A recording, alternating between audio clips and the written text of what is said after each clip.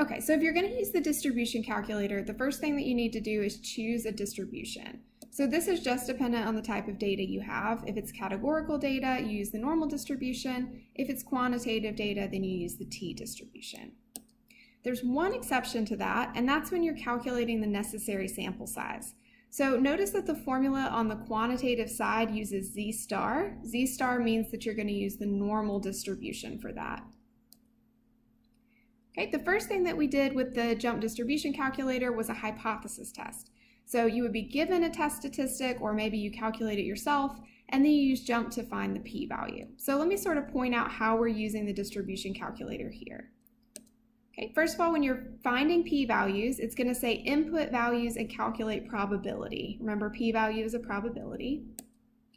Over here, this is where you put in your test statistic.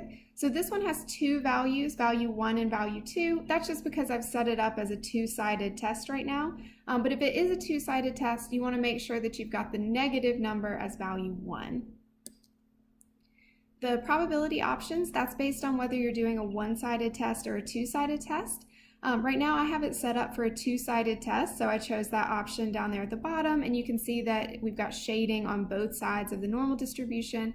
If you wanted to pick a one-sided test, less than or greater than, you'd use one of those top two options. And then down here at the bottom where it says probability, that's your p-value. Okay. We can also use a jump distribution calculator when we're calculating a confidence interval because a critical value is part of that formula, and we need jump to get the critical value.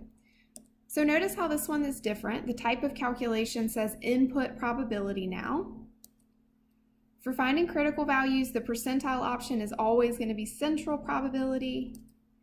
And over here where it says input probability, that's where you're going to put in the confidence level. So I have it 0.95 right now. That would be 95% confidence. And down here is my critical value. So it would be either Z star or T star, depending on what type of data I'm dealing with. So here I have it set for the normal distribution. So this would be Z star. This would be for categorical data.